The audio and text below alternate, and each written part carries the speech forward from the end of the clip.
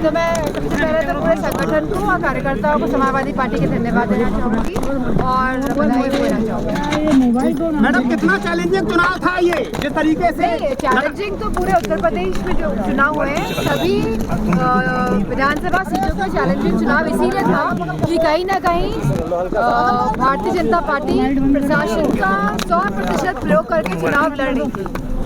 Madam जिस तरीके से मैडम बीजेपी ने अयोध्या का बदला करहल से लेने के लिए कहा था, कैसे समझती हैं इसको? मैं समझती हूँ कि ना यहाँ बदला ले पाए और ना ही ये कानपुर में बदला ले पाए, जिस तरह की बातें कही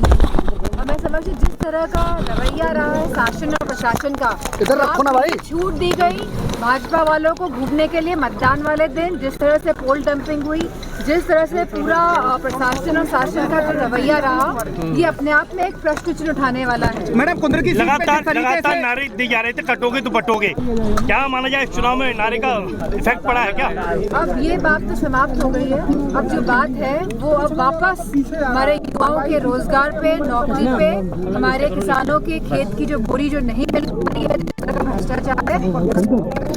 मार्जिन कम रहा, 9 सीटों में से 2 सीटें समाजवादी पार्टी जीत पाई है, कैसे देखती हैं? हम लोग आकलन कर रहे थे कि 5 सीटें जीत लेंगे, लेकिन प्रशासन के रवैये से और जिस तरह जो खुलेआम छूट दे दी गई थी भारतीय जनता पार्टी वालों को, लेकिन एक बात तो निश्चित है कि भारतीय जनता पार्टी कहीं ना कहीं डर रही है और इसीलिए पूरा पीटीआई कौन है भाई का प्रयोग कर रही है। लेकिन मुझे खुशी इस बात की है कि हमारे कार्यकर्ता कहीं घबराए नहीं और इनका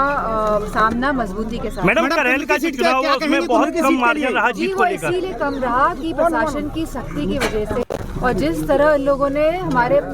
वोट प्रतिशत को जो गिराने की जो इनकी रणनीति कामयाब हुई है, इस वजह से प्रतिशत कम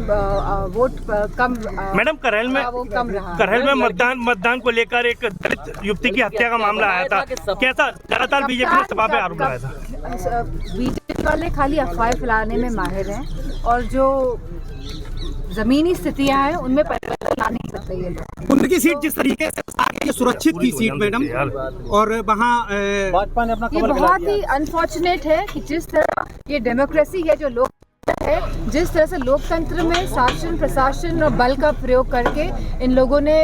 उपचुनाव में सीटें जीती हैं, पर ये हमेशा से भाजपा की जो है ये इनका जो कैरेक्टर है ये इसी तरह का है